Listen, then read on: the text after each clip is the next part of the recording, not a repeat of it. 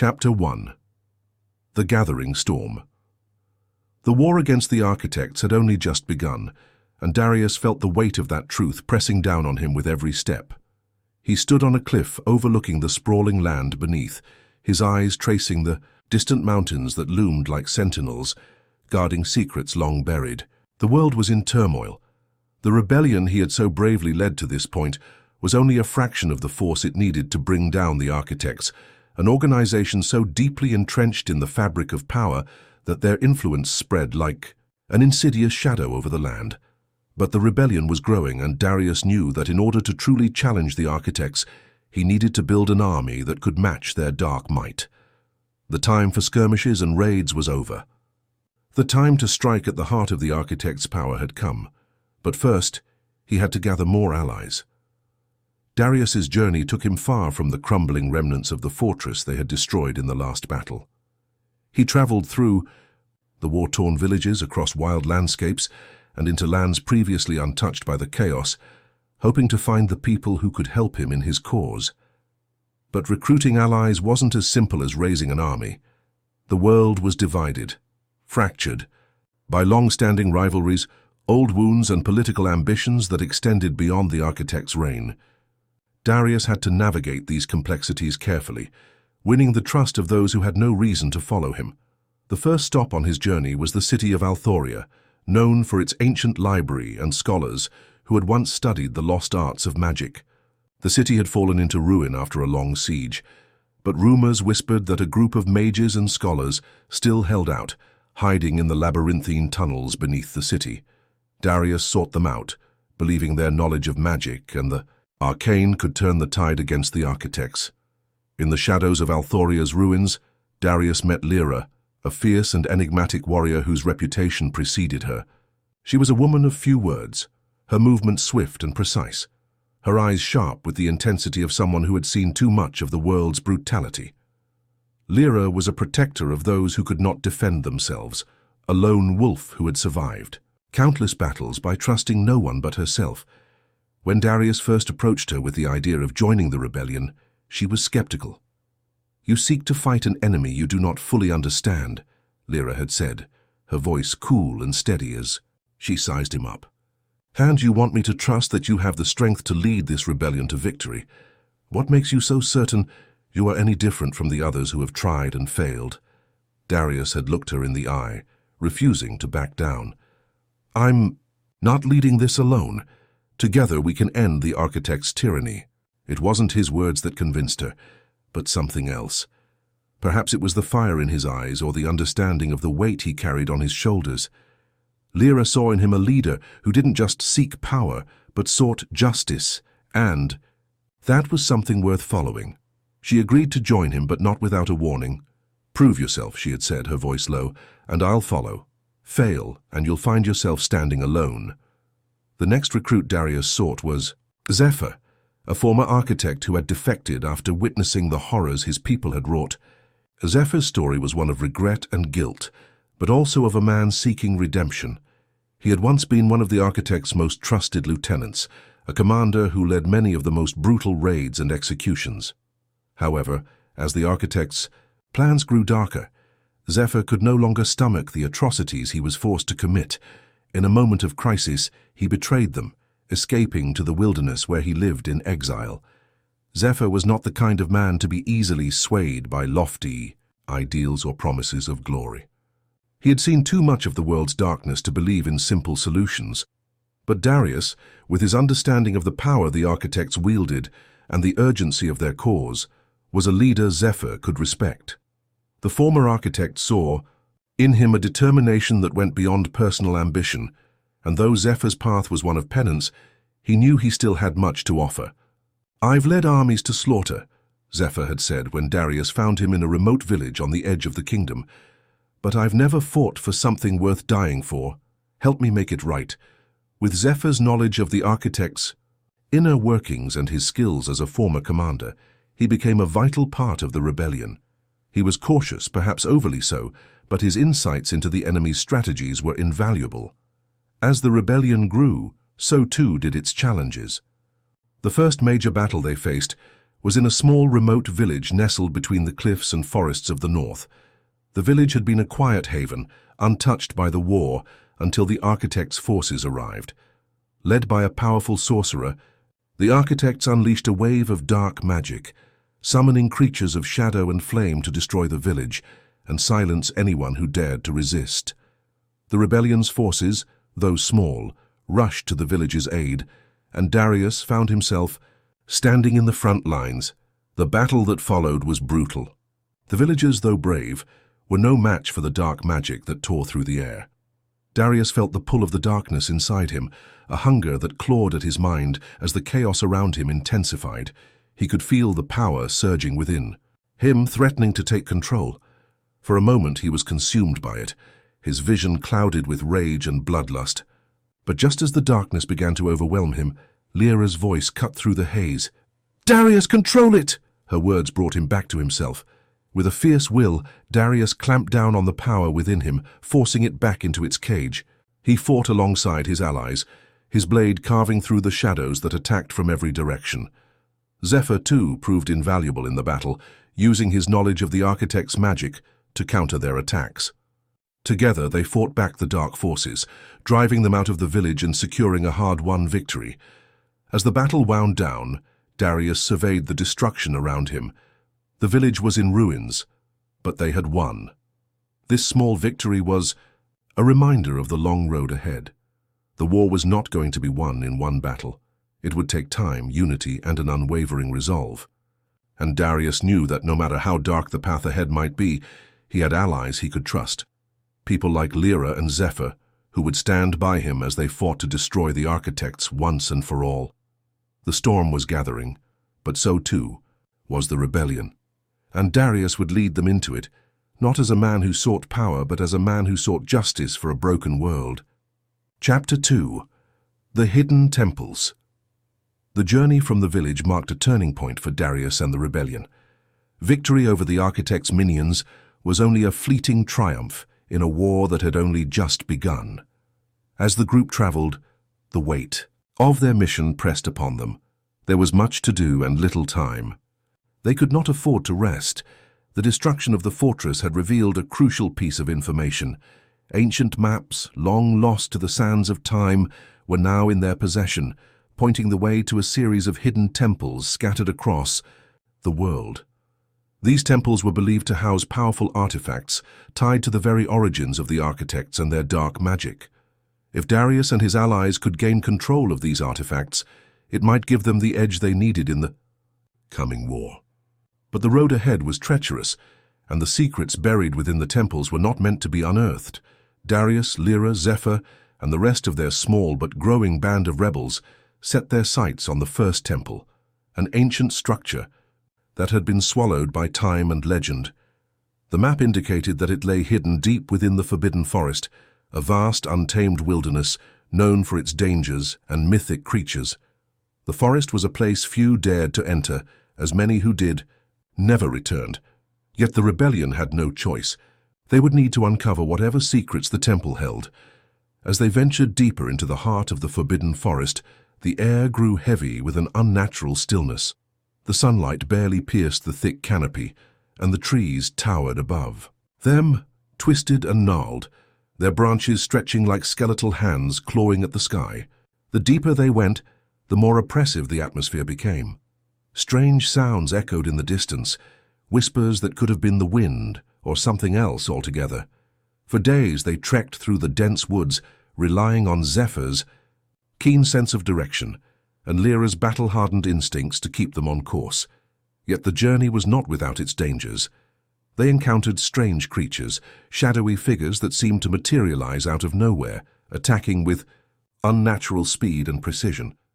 These were no ordinary beasts but twisted magical entities, warped by the architect's influence. Each encounter tested their resolve, but the group fought bravely, holding their ground.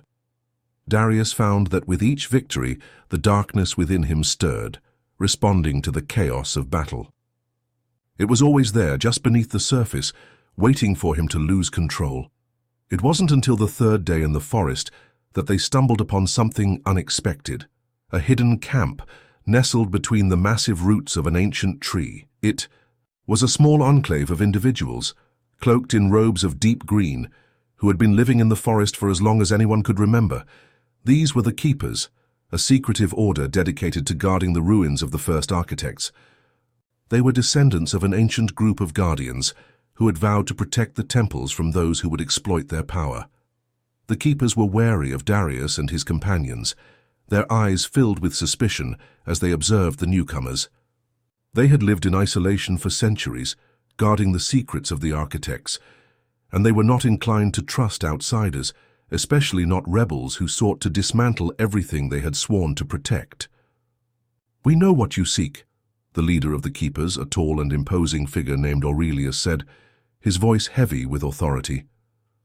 "The artifacts of the architects are not toys to be wielded.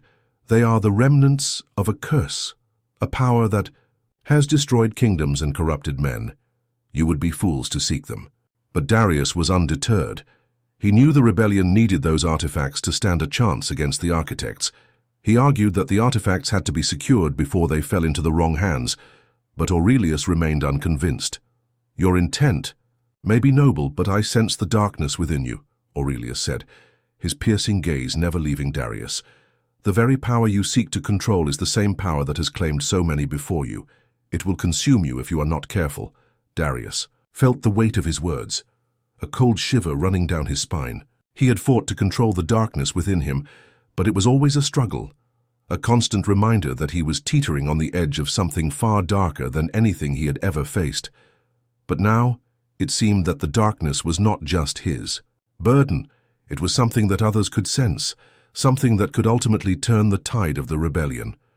Tensions rose between the Keepers and the rebels.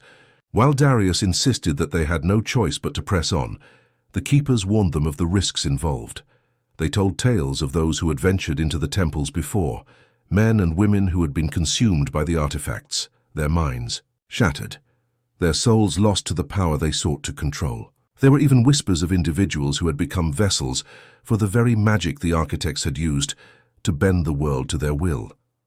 "I am not like those who came before me," Darius said, his voice steady, but filled with the undercurrent. "I have something darker. I can control it." "Can you?" Aurelius challenged. "Or will you too be consumed?" The Keepers eventually agreed to guide them to the temple, but only under the condition that Darius undergo a trial, one that would test his control over the power within him. It was a dangerous task, designed to push him to his breaking point. If he failed, the Keepers would ensure that he would never be able to wield the artifacts, fearing the consequences of his unchecked darkness. Darius knew this trial was inevitable. If he wanted the artifacts, he had to prove that he could control the very force that threatened to destroy him. He agreed, knowing that failure was not an option. The trial took place in a hidden chamber beneath the ancient tree, where the Keepers had woven powerful protective wards. Darius was stripped of his weapons and left alone in the chamber, the air thick with magic. The trial was not one of physical strength, but of mental and emotional endurance. The darkness within him was unleashed, as though the very temple itself had sensed his presence and sought to challenge him. Visions flashed before his eyes, visions of destruction, of people he had failed, of the architect's power growing stronger with each passing day. The darkness surged within him, whispering temptations, promises of power and revenge. It took all of Darius's will to resist. Every moment felt like an eternity. His mind and soul pulled in two different directions. One path led to the destruction of the architects, the other to his own damnation. It was in this moment that Darius truly understood the nature of his inner darkness. It was not just a curse. It was a weapon, a tool that could be wielded, but only by those who had mastered it. He could feel its power, its potential, but he also knew that it could easily consume him if he gave in. When the trial finally ended, Darius was exhausted, but victorious. The darkness within him had not overwhelmed him, though it had come dangerously close. Aurelius, though still wary, acknowledged his strength and allowed the group to continue their journey toward the temple. The Keepers would guide them no further, but they had given Darius the tools he needed to unlock the temple's secrets. As they moved forward, Darius couldn't shake the feeling that this was only the beginning. The darkness inside him had been tested and contained for now, but with each step toward the temple, he felt its presence growing stronger, more insistent. If he was to defeat the architects, he would need to learn to control the power within him, and fast, before it controlled him. The first temple lay ahead, its ancient stones shrouded in mystery. What secrets it held and what trials awaited them remained to be seen. But one thing was certain. The path to victory would not be easy, and the darkness inside Darius was just as much a foe as the architects themselves. Chapter 3. The Temple of Shadows. The journey to the first temple had been a trial of endurance, both for Darius and his allies. They had faced the relentless dangers of the forbidden forest, survived encounters with twisted creatures born of dark magic, and navigated the complexities of the Keeper's distrust. Now, standing before the massive stone entrance of the Temple of Shadows, Darius felt a growing sense of unease. The air was thick with ancient magic, as if the very stones were alive, watching, waiting. The temple loomed before them, an imposing structure half hidden in the dense foliage. Its black stone walls seemed to absorb the light, creating an eerie sense of isolation. Moss clung to the edges of the structure, and the smell of damp earth filled the air. The entrance was guarded by two colossal statues, stone warriors, their faces twisted in eternal grimaces. Between them, a narrow, dark passage beckoned, its depth shrouded in mystery. The temple had stood untouched for centuries, but the echoes of its long history hummed in the air, a reminder that it had been built by those who once wielded the power of the architects. Darius felt the darkness within him stir as he approached the entrance. It was as if the temple itself recognized the power within him, a force that had long been dormant. The hunger gnawed at him, urging him to let go, to embrace the chaos and destruction. But he clenched his fists, forcing himself to stay focused. The stakes were too high and he couldn't afford to lose control. Not yet. Lyra, Zephyr, and the others stood behind him, their faces a mixture of determination and fear. They too could sense the temple's power, though none of them could fully comprehend what lay within.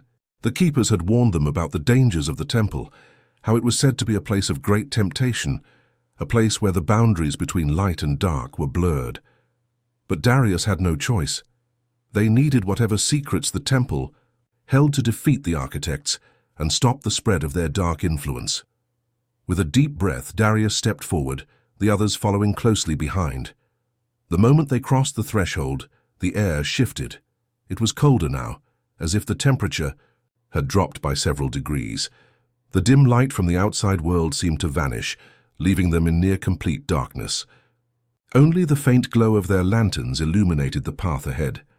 As they ventured deeper into the temple, the passageways twisted and turned in confusing patterns, each corner revealing another ominous shadow.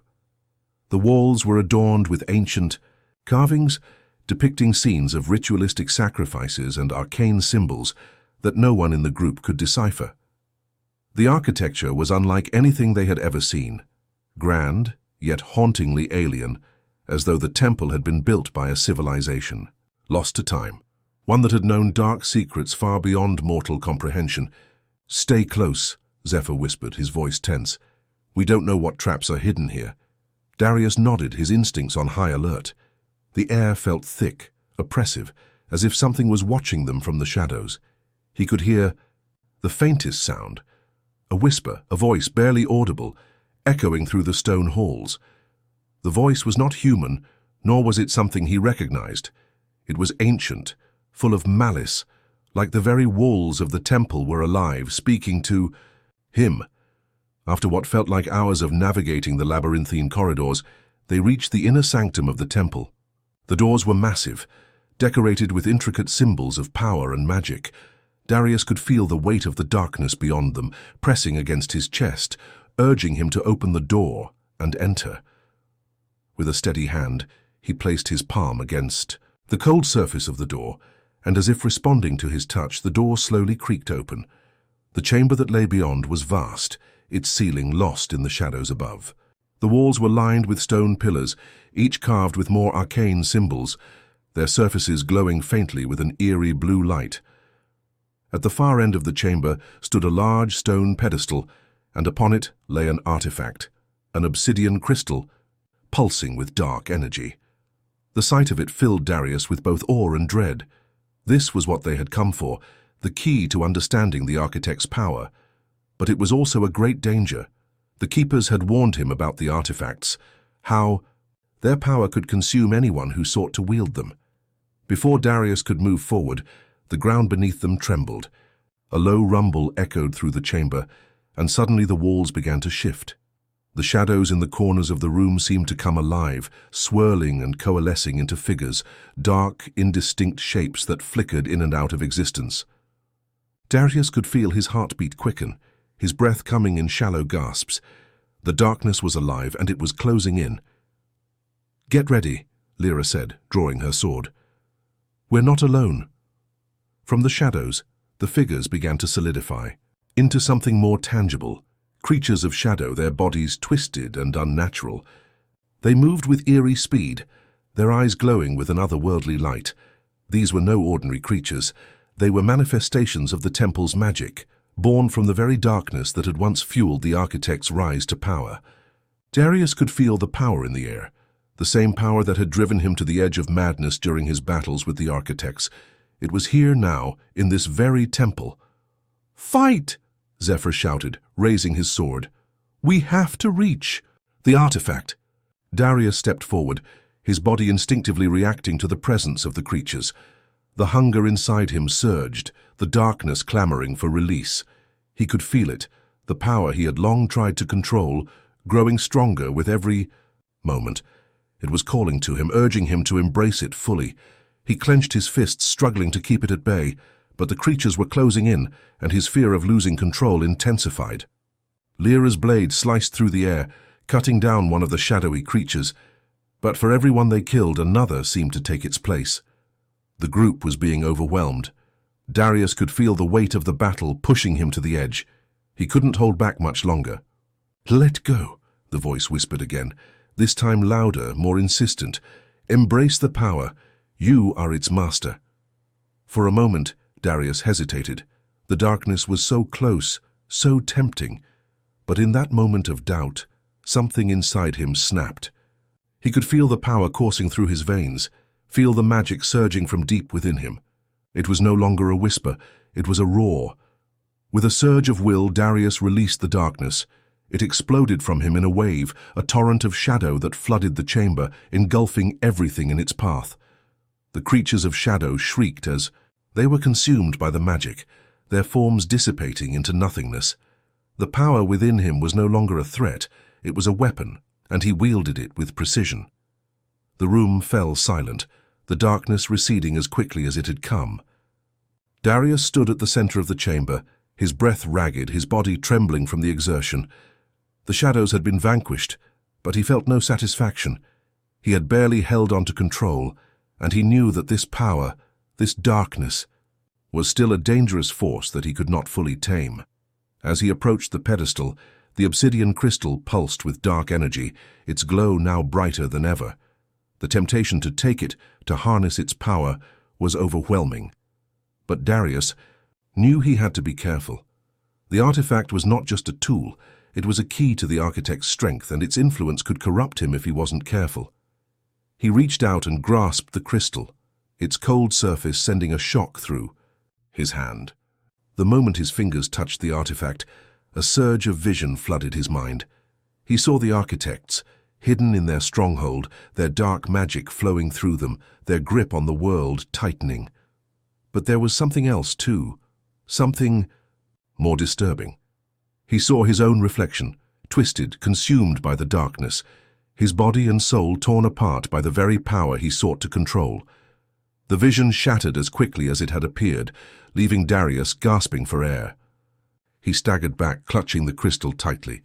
The hunger inside him flared again, stronger than before. He could feel it, the power calling to him, offering him unimaginable strength. But at what cost? Lyra, Zephyr, and the others were silent, watching him carefully. They could sense the struggle within him. They had seen the darkness that had almost overtaken him, and they knew that the road ahead was far more dangerous than any of them had anticipated. Darius, Zephyr said quietly, his voice full of concern. Are you all right? Darius looked down at the crystal in his hand, his face a mask of determination and fear. I will be, he said, though his voice betrayed a flicker of doubt. But the war is far from over. This is just the beginning. And with that they left the Temple of Shadows, their path now set. The artifact was in their possession, but so too was the knowledge of the terrible power it contained, and Darius knew that the greatest battle was not against the architects, but against the darkness inside himself. Chapter 4. The Gathering Storm. The days that followed their harrowing escape from the Temple of Shadows were filled with unease. The artifact in Darius's possession pulsed with an unsettling energy, its presence a constant reminder of the darkness he struggled to control. It seemed to hum in his mind, urging him to use it, to tap into its power, but he resisted. The vision he had seen upon touching it, the twisted reflection of himself consumed by darkness, had shaken him to his core. The group made their way through the treacherous mountain pass, hoping to find a safe haven where they could regroup and plan their next move. Their faces were etched with exhaustion, but there was also a flicker of hope in their eyes. They had the artifact, and with it, the power to strike at the heart of the architects. But they knew that the architects would stop at nothing to reclaim it, and the storm that was gathering on the horizon would soon be upon them. As they neared the village of Harrow's Peak, a small settlement nestled high in the mountains, Darius sensed a growing tension in the air. The villagers, a hardy and resilient people who had lived in isolation for generations, watched them warily as they passed through the narrow streets. It was clear that they had seen their share of conflict and knew what it meant to be caught in the crossfire of larger wars. The leader of the village, High Chief Amon, a tall, imposing man with a long, weathered beard, greeted them with cautious respect. He had heard whispers of the rebellion and of the architects, but it was clear that the villagers had no love for outsiders. Darius could feel their mistrust, their reluctance to get involved in a fight that might bring ruin to their home. Yet the chief had promised them shelter for a short while, until they could figure out their next steps. We cannot afford to stay here long, Darius said, as he stood before Amon, his eyes scanning the surroundings. The village was small, isolated, but the people were clearly wary of any outsider. He could feel the weight of their suspicion. The architects are searching for the artifact, and if they find us here, they'll burn this place to the ground. Amon's gaze hardened, his voice low but resolute. We know what the architects are capable of, but you are not the first to seek refuge here. If you are truly against them, then you have our support, at least for now. But be warned, the storm is coming. It's not just them you'll have to worry about. Darius exchanged a glance with Lyra, Zephyr, and the others. The tension in the air was palpable, but there was little choice but to take refuge here for the time being. For Gil, journey had drained them, both physically and emotionally. They needed rest, and they needed time to study the artifact further and to decide on their next course of action. That evening, as the sun dipped behind the mountains, casting the village in a dim, amber light, Darius sat alone in the small cabin. The villagers had provided for them. He held the obsidian crystal in his hands, its smooth surface cold against his palm. The darkness within him stirred, as if it could sense the artifact's power. His mind wandered back to the vision he had seen in the temple, the twisted future that awaited him if he gave in to the darkness. It had been a warning, but part of him wondered if it was also a glimpse of his true destiny. A knock on the door broke his reverie, and he quickly hid the artifact in his pack. The door creaked open, and Lyra stepped inside.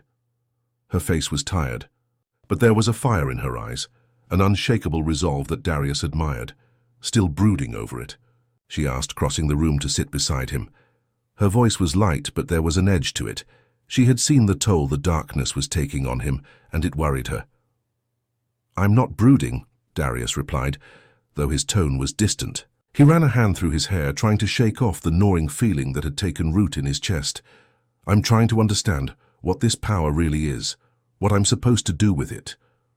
Lyra studied him for a long moment, her expression softening.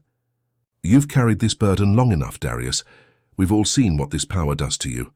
But you don't have to bear it alone. We're here for you." Darius glanced up at her, his eyes dark and weary. "But what if I can't control it? What if it consumes me? I've seen what it does to people. I've seen what it did to my father." Lyra's gaze softened. "We can't undo the past, Darius, but we can change the future. Together." There was a moment of silence between them before Darius nodded. "I'll try," he murmured. "I'll try to control it." As the night deepened, the village settled into a hushed stillness. But Darius couldn't shake the feeling that something was off. It was too quiet, too still.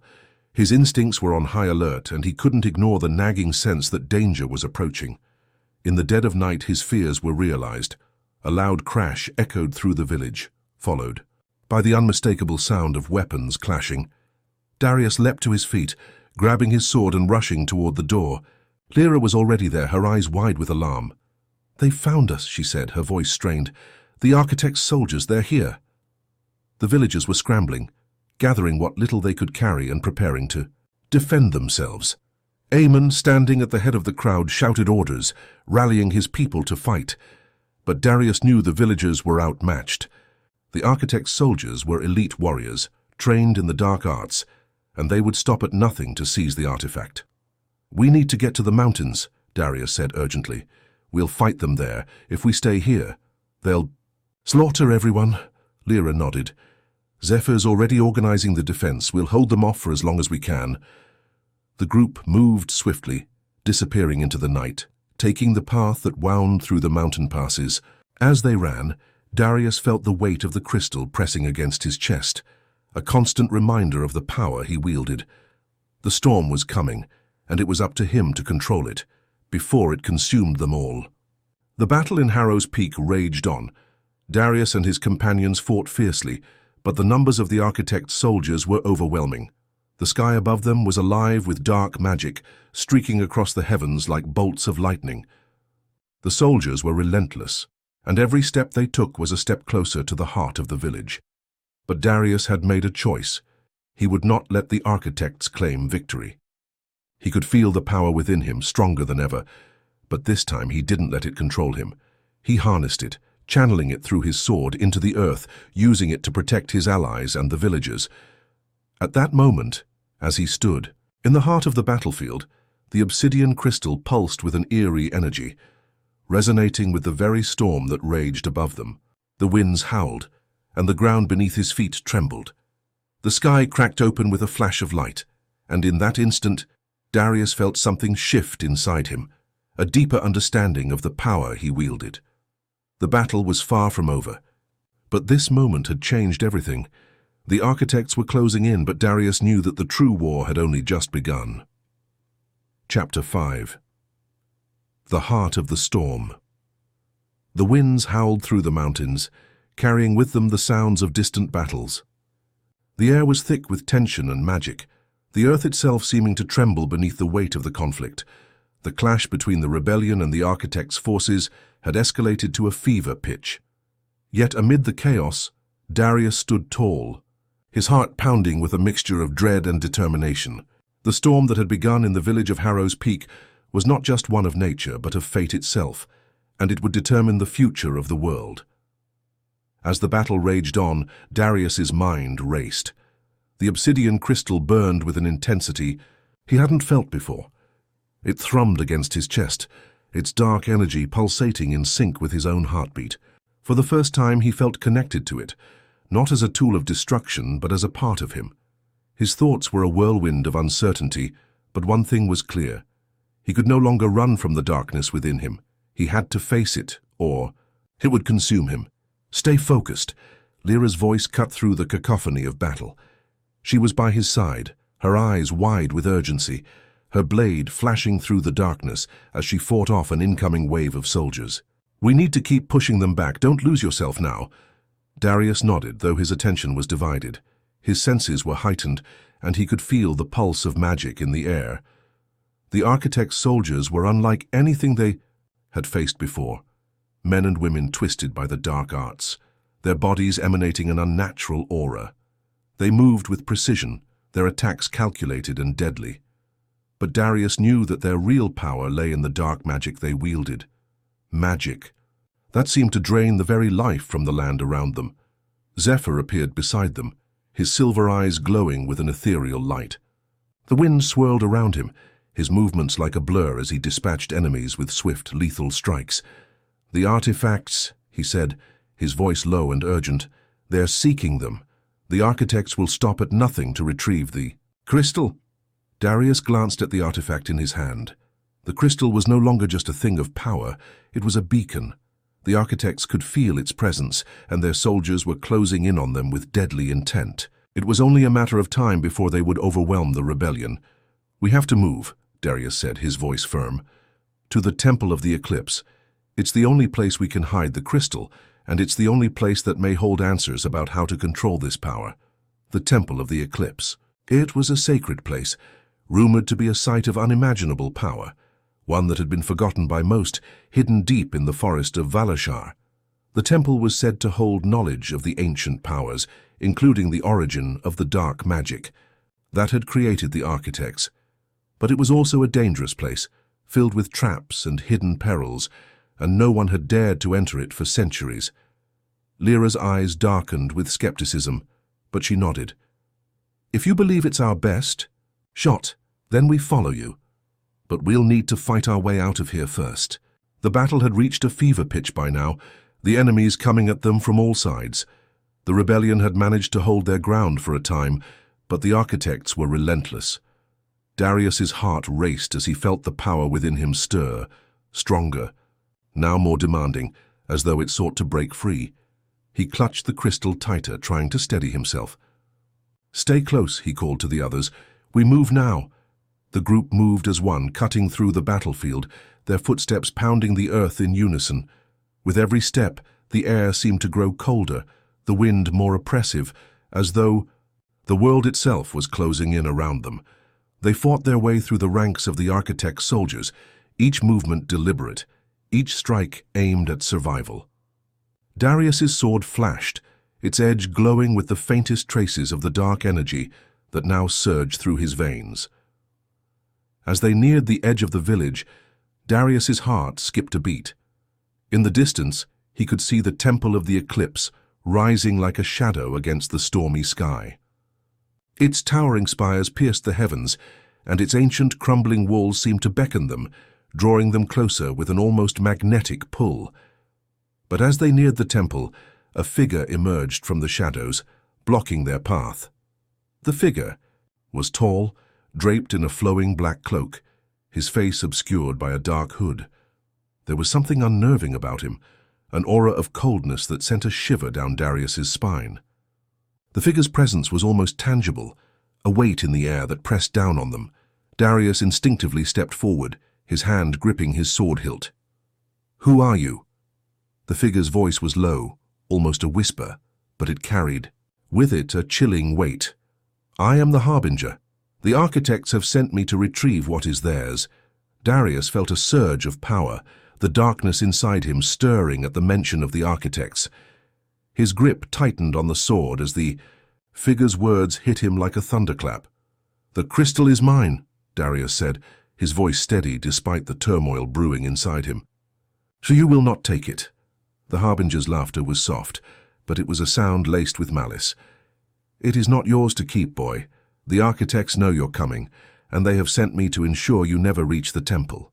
With a flick of his wrist, the Harbinger summoned a wave of dark energy, sending it hurtling toward Darius and his companions. The ground trembled beneath their feet, and the air crackled with the force of the blast. Darius barely had time to react, raising his sword to deflect the magic. "Get back!" Lyra shouted, pulling him away from the blast zone. The force of the energy struck the earth with a deafening roar, sending rocks and debris flying in all directions. The Harbinger advanced, his movements fluid and unnervingly calm, as though he were toying with them. He raised his hands again, this time summoning a sphere of dark energy, a swirling vortex of shadows that seemed to bend reality itself. Darius's heart pounded in his chest. The darkness inside him reacted, answering the call of the Harbinger's magic. He could feel it, Its presence was like a siren's call pulling at him, urging him to embrace its power. The temptation was overwhelming. For a brief moment he thought he might succumb to it, but then Lyra's voice cut through the fog of his mind. "Darius, don't! You can control it!" The words pierced through the darkness like a knife, grounding him in the moment. He shook his head, forcing the temptation aside. He had to stay in control, for the sake of his friends, for the rebellion and for the world itself. With a roar, Darius raised his sword, channeling the dark energy within him. The blade hummed with power as he clashed with the Harbinger, their forces meeting in a blinding explosion of light and shadow. The earth beneath them cracked and splintered as their magic collided, the air vibrating with the force of the battle. Lyra, Zephyr, and the others fought fiercely beside him, but the Harbinger was a formidable opponent. His control over the dark magic was unmatched, and with each strike he seemed to grow stronger. In a moment of clarity, Darius realized the truth. This battle wasn't just about the crystal. It was about the war inside him, the war between the darkness that threatened to consume him and the strength he needed to wield it for good. Summoning every ounce of willpower, Darius pushed back the darkness within him, channeling it into their sword. The blade erupted in a burst of dark light, cutting through the Harbinger's magic and striking him with a force that sent him flying backward. For a moment, there was silence. The Harbinger lay motionless on the ground, his body twitching. With the remnants of dark magic, Darius stood over him, his chest heaving with exertion. The darkness inside him had subsided for now, but he knew it was only a temporary reprieve. The true battle was yet to come. The rebellion had made it to the Temple of the Eclipse, but the war was far from over. And now, more than ever, Darius knew that the fate of the world rested on his ability to control the darkness inside him. Chapter 6. Into the Abyss. The air around the Temple of the Eclipse was thick with an unnatural stillness. The storm that had raged throughout the battlefields seemed to dissipate as soon as Darius and his companions set foot on the temple grounds, leaving behind an eerie calm. The towering structure loomed before them, its ancient stone walls covered in overgrown vines and moss. Its dark spires reached up to the heavens, but instead of feeling like a place of power, it felt like a tomb, forgotten, forsaken, and waiting for something to awaken. Darius could feel the presence of the crystal pulse within him, its dark energy vibrating through his chest as though it recognized the temple's proximity. The closer they came, the heavier the air seemed to grow, a fall. Strange oppressive pressure pressed down on them, making every breath feel labored. Yet, despite the fear that gnawed at his insides, Darius felt a strange sense of purpose. The temple was the key, he was certain of it. "Are we sure about this?" Lyra's voice cut through the silence.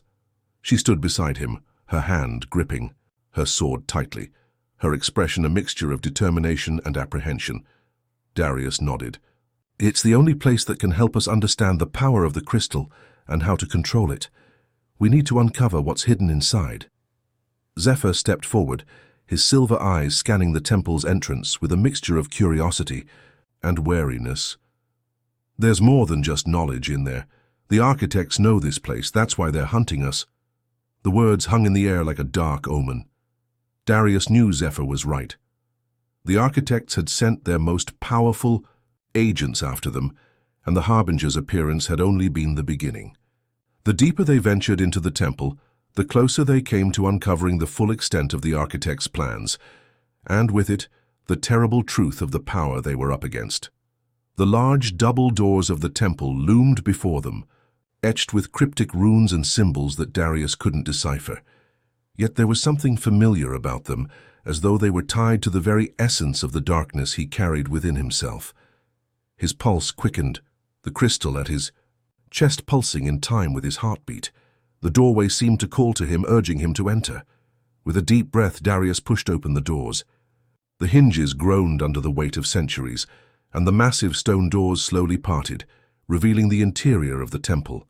The sight that greeted them was both awe-inspiring and unsettling. The walls of the temple were adorned with murals depicting ancient battles, celestial beings, and otherworldly creatures. The air was thick with dust, the remnants of a forgotten time. Yet the chamber itself was not entirely empty. A massive altar stood at the far end of the hall, surrounded by intricate carvings and glowing stones that pulsed with faint light. Atop the altar lay a single pedestal, upon which rested a dark, crystalline shard, its shape similar to the crystal Darius now carried. "That's it," Darius whispered, his voice trembling. "That's the source." The shard on the pedestal seemed to call to him, its energy radiating with an unmistakable pull. He could feel the power it held, an overwhelming force that felt both alien and familiar. It was as though the crystal and the shard were two halves of a greater whole, bound by an ancient connection. Lyra's hand gripped his arm. "Darius, be careful. There's something wrong here. This place, it's a trap." Darius shook his head, his eyes fixed on the shard. He knew the danger, but the need to understand was stronger than the fear. With a determined step, he approached the altar, the others following closely behind. As Darius reached the pedestal, he extended his hand toward the shard. The instant his fingers brushed against it, the entire temple trembled. A low, rumbling sound filled the air, and the ground beneath their feet cracked open. From the shadows, strange, twisted figures emerged, beings made of shadow and smoke, their eyes glowing with an eerie light. They moved with an unnatural fluidity, as though they were manifestations of the very darkness that had once consumed the world. "The architects," Darius muttered, his heart sinking. Before they could react, the beings surged forward, their forms melding into the shadows of the temple. The temperature dropped drastically, and the once still air turned oppressive, heavy with dark energy. A voice, deep and resonant, echoed through the temple. "You have come for what is not yours, child of darkness." Darius looked around, but the voice seemed to come from all directions, reverberating off the stone walls. "I am no child," Darius growled, standing his ground. "I seek knowledge. Knowledge to end the architect's reign." The voice chuckled darkly. "Knowledge is a dangerous thing, especially when it is sought with the intent of wielding it against the architects. You are but a pawn, just as the rest of them were." The shadows in the temple began to coalesce, taking form as the twisted creatures that had emerged moments before. They circled Darius and his companions, their movements fluid and unsettling. The crystal Darius carried began to vibrate violently against his chest, its dark energy flaring, responding to the growing power within the temple. Lyra raised her sword, preparing for the inevitable fight. "We're not leaving empty-handed," she said, her voice fierce. "Whatever these things are, we'll stop them." Zephyr nodded, his hand hovering over his staff, ready to unleash the wind's fury upon their enemies. "We need to protect Darius while he figures out what's going on with the shard." Darius clenched his fists, feeling the surge of power within him. The darkness inside him pulsed in response to the temple's call. It wanted to break free, to consume everything in its path. But Darius wasn't ready to let it take control. Not yet. "Stay back," Darius said to his companions, his voice steady despite the mounting pressure. "This is something I have to do." Lyra hesitated, but nodded, signaling to Zephyr and the others to hold their ground. The shadow creatures closed in on them, but they kept their distance from Darius as he stepped closer to the pedestal. As Darius reached out to touch the shard once more, the air around him seemed to shift. The shadows recoiled as though repelled by his touch. A wave of energy erupted from the crystal within him, flooding the temple with a blinding light. The shadows hissed and writhed, but the light grew brighter, stronger. For a moment, Darius felt the power surge through him, overwhelming in its intensity. He could feel the connection between the two crystals, the shared dark energy binding them together. But it was more than that. It was as if the crystal was showing him visions, glimpses of the architect's past, of the terrible history that had led them to their present state. The visions were a blur, fragments of battles, betrayals, and ancient magic. Darius saw the birth of the architects, their rise to power, and the atrocities they had committed in their quest to control the world. He saw the original wielder of the shard, a being of unimaginable power, who had been consumed by the very darkness they sought to control. The shard was not just a source of power, it was a prison, a cage designed to hold the essence of the architect's greatest enemy, the one who had once tried to stop them. But the enemy had failed, and now their essence was bound within the shard, the key to undoing everything the architects had worked for. "Darius, no!" Lyra shouted from behind him, but her voice seemed distant, drowned out by the growing roar of energy. The light from the crystal grew blinding, and Darius could feel the darkness stirring within him, its power awakening in response to the shard. With a final surge of energy, the temple shook violently, the walls cracking as a rift opened before him, a passage leading deeper into the heart of the temple. The shadows scattered, retreating into the darkness. Darius stumbled back, his mind reeling from the visions, from the knowledge he had gained. The darkness within him had been awakened, but so had the power of the crystal. He had uncovered a truth far darker than he had ever imagined. "This is just the beginning," he whispered to himself. The rebellion had come for answers, but they had found something much worse. Chapter 7. The unseen hand, the rift in the temple, had left the ground fractured and unstable, but it wasn't the physical cracks in the stone that concerned Darius. It was the knowledge that had been awakened within him, the shard's dark power now coursing through his veins, intertwined with the ancient forces inside him. It was a connection he hadn't asked for, but one he couldn't deny. As the echoes of the temple's tremors faded, a chilling silence enveloped them, and Darius could feel it, the watchful eyes of something greater than the architects. Something older. "Darius," Lyra's voice broke through his fog of thoughts, and he turned to see her standing a few paces away, her face etched with concern. "What happened? What did you see?"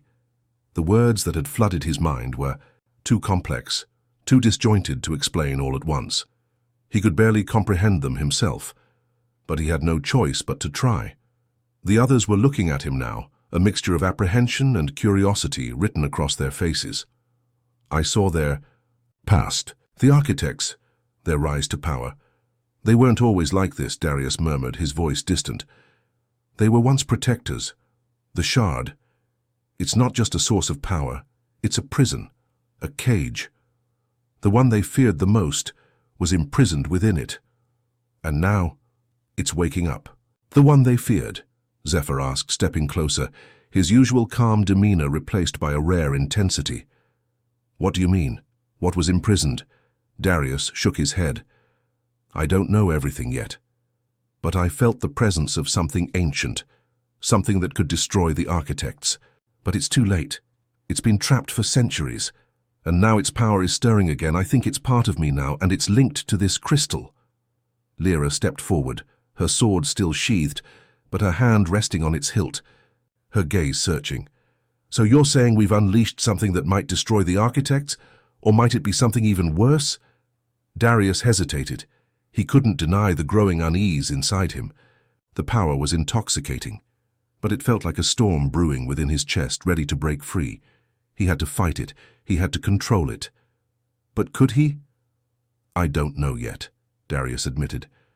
"But I think the architects were once driven by fear of this power, and they've kept it locked away, maybe even longer than they've been searching for dominion. But now it's connected to me." Zephyr's brow furrowed. "So, what's our next move? We can't just stay here. The rest of the temple must hold more secrets, and if this shard is tied to the architect's downfall, we need to know everything." Darius nodded, trying to focus his thoughts. His hand instinctively reached toward the crystal in his chest, but he pulled it back, unsure if its power was something he should embrace or fight. It felt like a wild beast, straining against its cage. "Agreed," Darius said finally. "There's more to this place. The rift, I think it leads deeper. We need to find out what's hidden beneath this temple." They made their way toward the rift, the ground still trembling beneath their feet. The once stable earth felt like it was alive, shifting beneath them, as if the temple itself had been disturbed by the awakening of ancient forces. As they descended into the dark passage, the air grew colder. The walls seemed to close in around them, the faint glow of the crystal lighting their way. The deeper they went, the more oppressive the air became. It felt like they were walking through the remnants of a forgotten nightmare. After what seemed like hours, they reached a massive chamber. It was far larger than any hall they had encountered, its walls lined with strange markings, symbols that Darius recognized from his visions. These were the same runes he had seen in the temple, but here they were far more elaborate, glowing faintly with a power that pulsed like a heartbeat. In the center of the room stood a massive stone pedestal, its surface covered in centuries-old dust. But it wasn't the pedestal that caught Darius's attention, it was the object resting atop it. It was another shard, identical to the one Darius carried, but this one was not like the crystalline object he had felt drawn to. It was darker, its edges jagged and uneven, as if it had been violently torn from its original form. "This is it," Darius breathed. "This is the other half." Lyra and Zephyr both stepped forward, their eyes wide in awe and fear. But Darius was already moving toward the pedestal, his mind racing. The two shards were linked, that much was clear. The power within them, within him, was undeniable. But as he approached the shard, something else stirred in the chamber. The ground beneath their feet began to tremble once more, but this time it wasn't the natural rumble of shifting stone. It was the sound of something waking. From the shadows at the edge of the chamber, figures emerged. Tall, thin, and clad in dark armor, their faces obscured by hoods. The light from the shards flickered erratically, casting long shadows across the room. There were dozens of them, their eyes glowing faintly in the dark. "They're here," Zephyr whispered, stepping into a defensive stance. "The architect's agents." Darius's heart pounded in his chest as the figures slowly advanced toward them, their movements slow and deliberate. There was no need for words. Their presence spoke volumes. They were here to stop them from reaching the shards. The air grew colder still, and Darius could feel the darkness inside him clawing at the edges of his consciousness. The crystal in his chest throbbed with an unnatural pulse, and the shard on the pedestal seemed to hum, resonating with the power that surged through his veins. Without warning, the first figure lunged forward, its hands crackling with dark energy. Darius instinctively stepped back, but before he could react, Lyra was already in motion, her sword flashing as she deflected the dark energy with a swift strike. Zephyr summoned the wind, creating a barrier of swirling air around them, keeping the agents at bay. The chamber erupted into chaos, the sound of clashing steel and crackling magic filling the air. Darius barely registered the battle happening. Around him, his focus solely on the shard before him. He could feel its power calling to him, but now it felt like a test. The darkness inside him was growing stronger, threatening to overwhelm his will. His hand reached out toward the shard once more, but just as his fingers brushed against it, a voice echoed in his mind. "You are not ready." The voice was low, guttural, and ancient. It wasn't the architect's. It was something older, something much more powerful. Darius's fingers hovered over the shard, his body trembling. The darkness inside him fought for control, but he couldn't let it win. He pulled his hand back and turned to face the others. "We need to leave. We can't take it yet." "What?" Lyra shouted over the chaos, her sword glowing with ethereal light. "Darius, we can't just leave it behind. This is the key." "The key to what?" Darius's voice was strained, his control over the darkness slipping. "This power, it's not what we think. We need more than just these shards to defeat the architects." The ground beneath them shook violently as more of the shadow agents closed in. It was clear that they couldn't hold their ground much longer. They needed to retreat, regroup, and rethink their strategy. Darius turned, his eyes scanning the chamber one last time.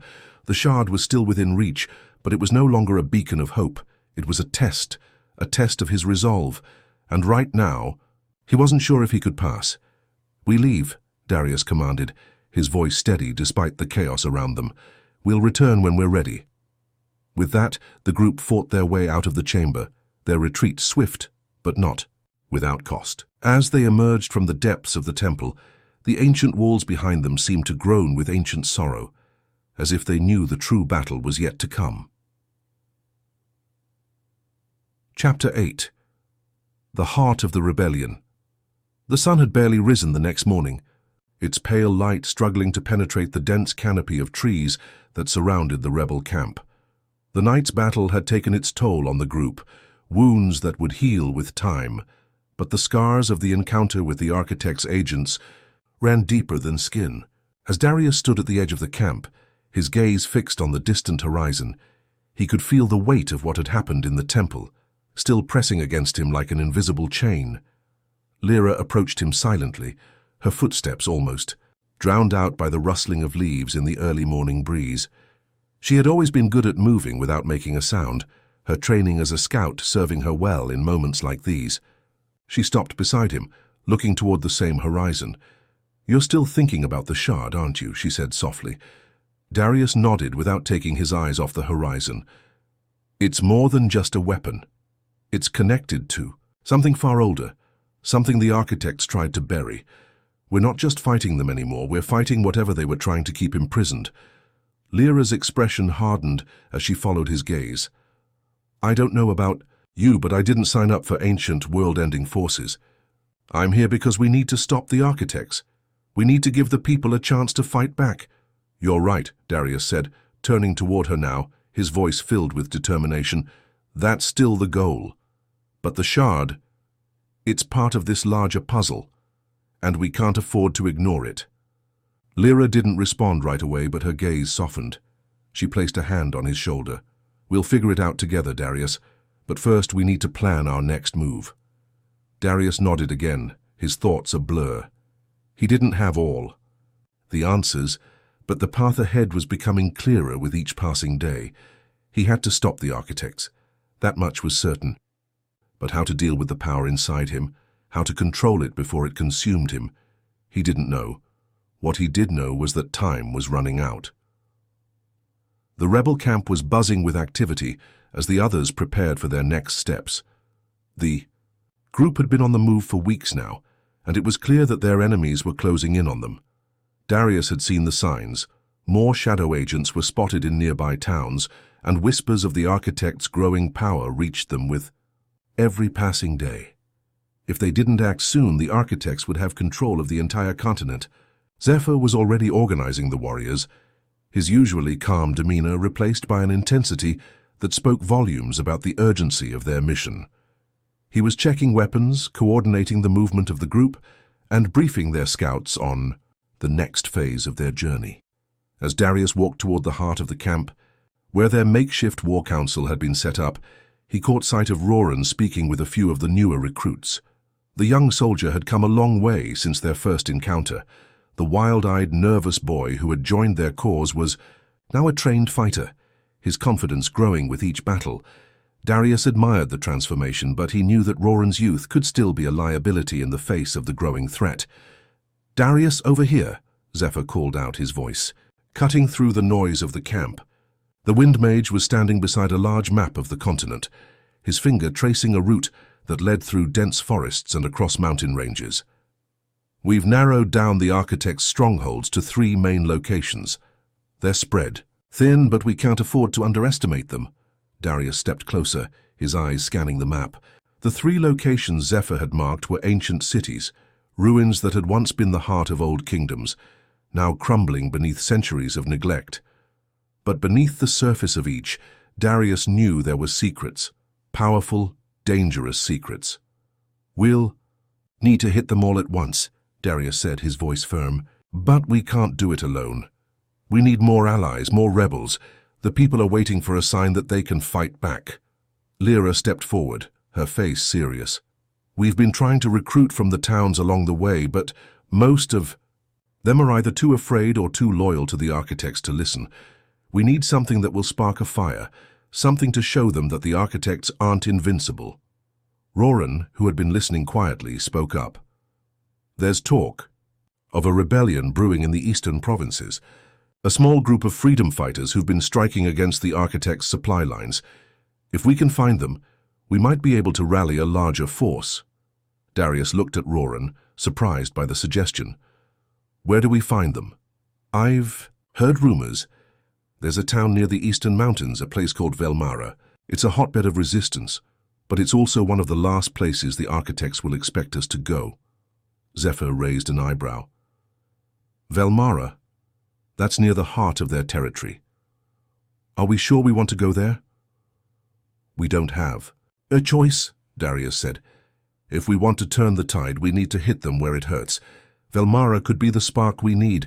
We get there, we unite the rebels, and then we hit the strongholds all at once. Lyra crossed her arms. It's risky, but if we succeed, we might have a chance of winning this war. Darius could feel the weight of the decision pressing on his chest. Velmara was a dangerous place, and if they failed, it could be the end of their rebellion. But if they succeeded, if they could unite the scattered forces of the resistance, it could be the turning point they desperately needed. "We leave at dawn," Darius said, his voice steady, though inside his mind raced. "Prepare yourselves. We need to be ready for anything." That night the camp was eerily quiet. The soldiers were tense, their movements swift and practiced as they prepared for the journey ahead.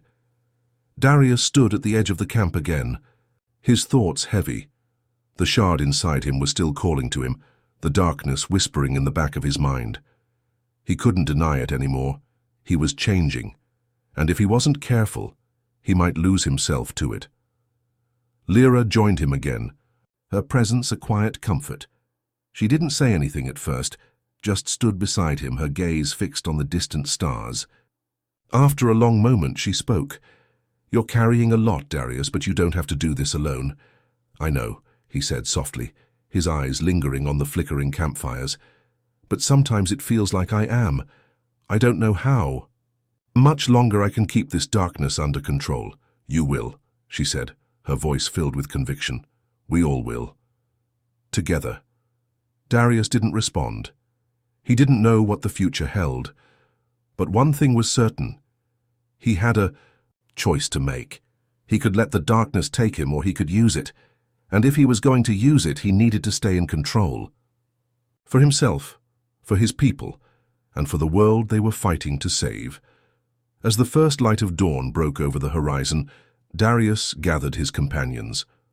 The road to Velmara was long, and the dangers were many, but there was no turning back.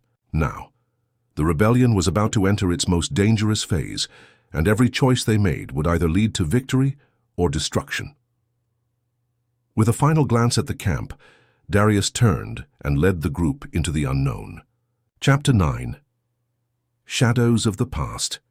The journey to Velmara was long, and the terrain was treacherous.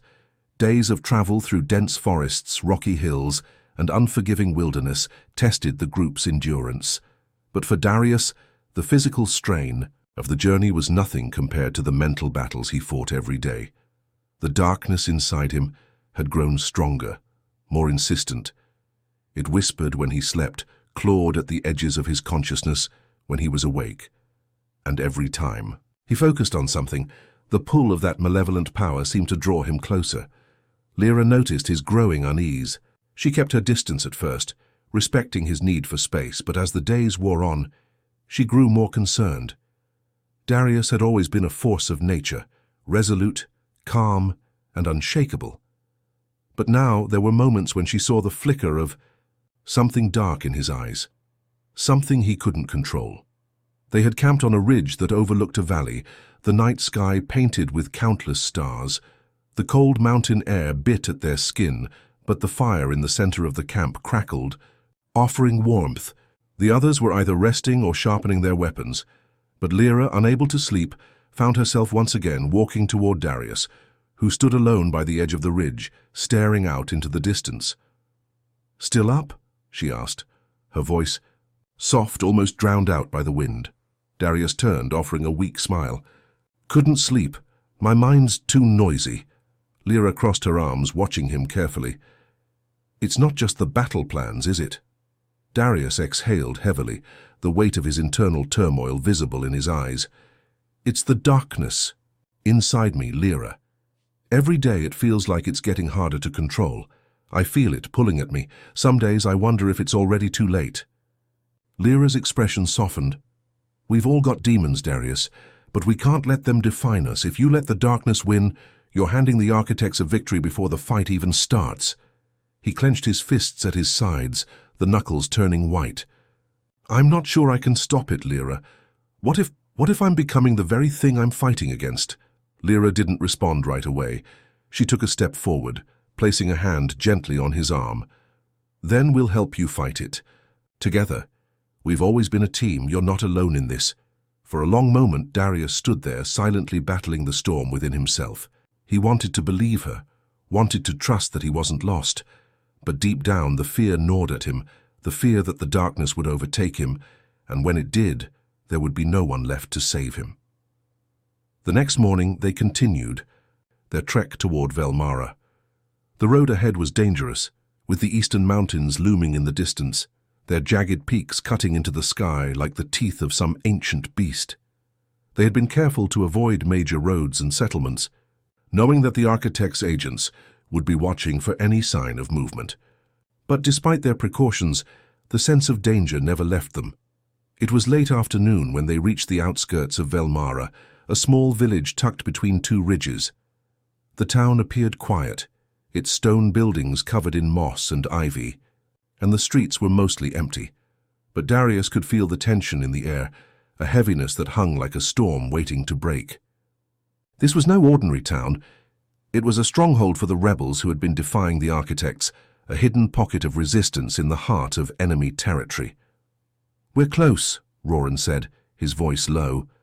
"This is it." Zephyr's eyes scanned the village, his instincts sharp. "We'll need to be cautious. If the architects know we're here, this could be a trap." Darius nodded, his grip tightening around the hilt of his sword. The last thing they needed was to walk into an ambush. "We'll move carefully, stay close. We meet with the resistance leaders and see where they stand. No unnecessary risks." They made their way through the winding streets, the silence of the village broken only by the sound of their footsteps. It wasn't until they reached the town square that they were stopped. A group of rebels, their faces hardened by years of fighting, emerged from the shadows, their weapons at the ready. A tall woman with short, dark hair stepped forward, her eyes, sharp and calculating, never left Darius. "You're the ones they've been talking about. Darius, the one with the dark power." Darius felt a chill run down his spine at the mention of his abilities. It seemed that his reputation had preceded him. "That's me," he replied, his voice steady but guarded. "We're here to join forces to fight the architects. We need your help." The woman didn't respond immediately, her eyes studying him as though she were weighing his every word. Finally, she spoke, her voice filled with authority. "We've heard about your rebellion. But this isn't a game, Darius.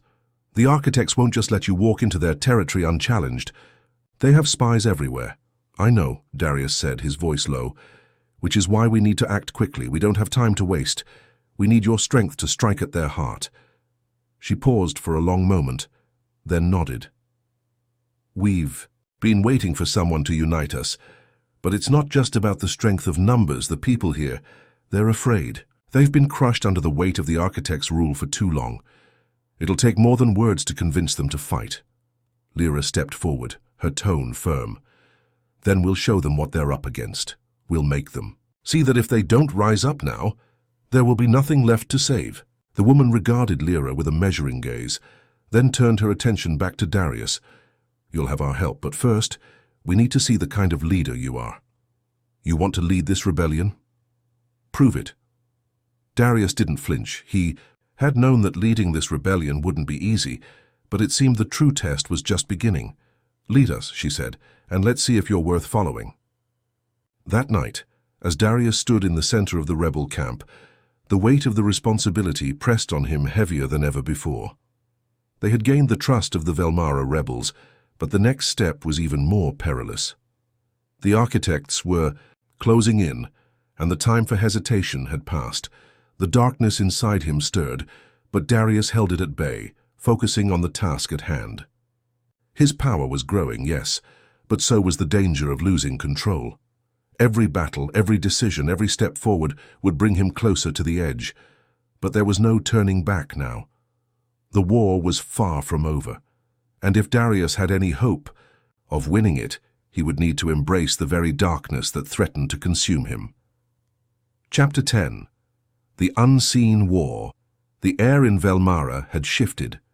What had once been a village hidden in shadows now felt alive with purpose.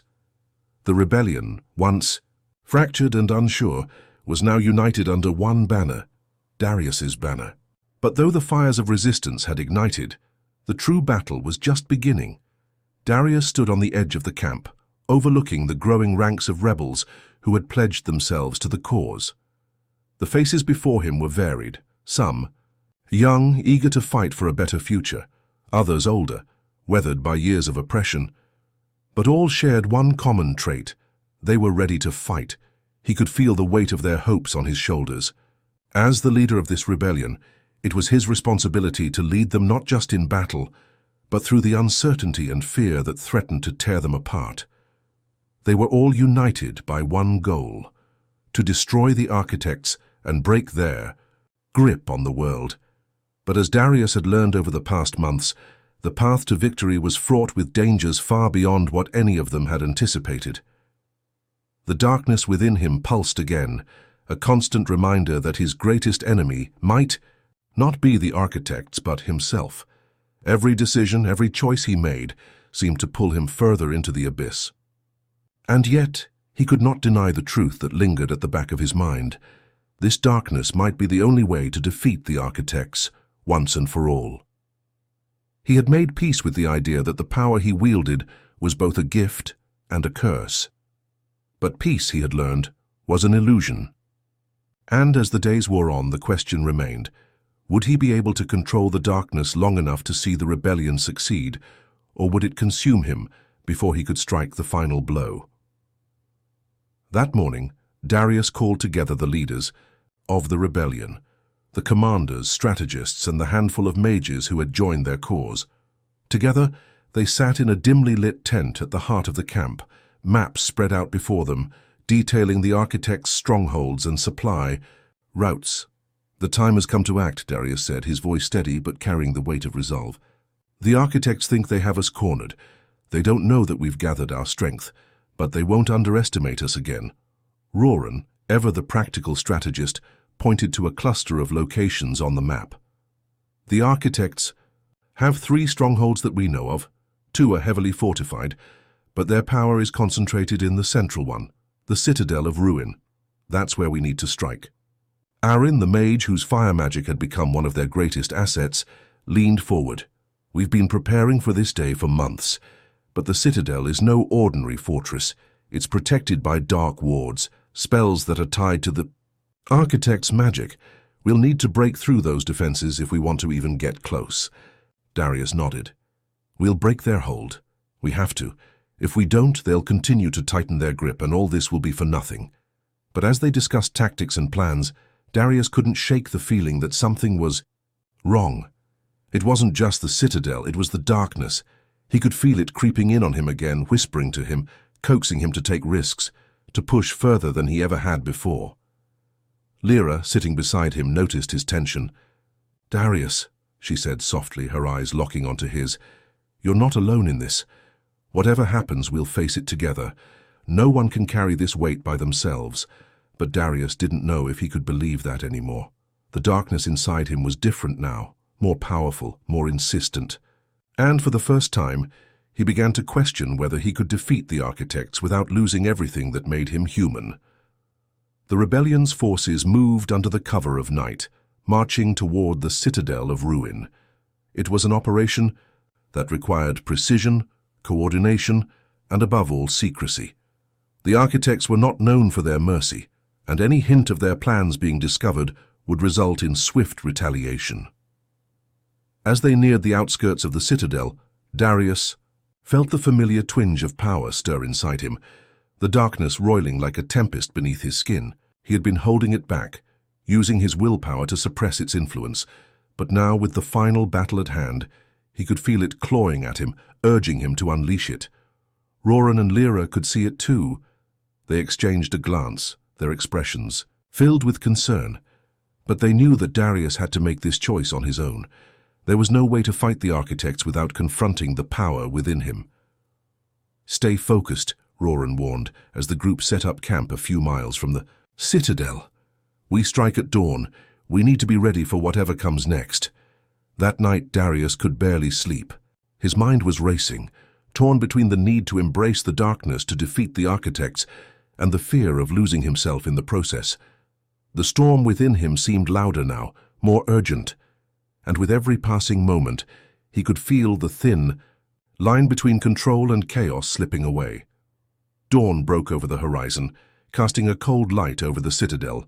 The rebel forces moved in, a wave of warriors, mages, and rebels united for one final assault. Darius led them, his sword drawn, his eyes fixed on the towering gates of the citadel. They had breached the outer defenses, cutting through the first line of enemies with brutal precision. The architect's forces had been caught off guard, but they were not unprepared. The deeper they pushed into the citadel, the stronger the resistance became. The darkness inside Darius was screaming now, urging him to let go, to release the power he had been holding back. As they neared the heart of the citadel, the walls themselves seemed to pulse with dark energy. It was then that Darius felt the full weight of the architect's magic press down on him, their power thick and suffocating. The battle raged around him, but Darius was no longer aware of it. The darkness had taken hold, and he was consumed by it. He felt his body change, his senses sharpen, his every movement fueled by the power that surged through him. The ground beneath him cracked as his magic exploded outward, sending enemies flying, tearing apart anything in his path. His allies shouted his name, but it was like they were a world away. The only thing that mattered now was the destruction, the chaos. But then, through the haze of darkness, he heard Lyra's voice. Soft, steady, reaching him through the storm. Darius, don't lose yourself. Her words cut through the fog of his rage.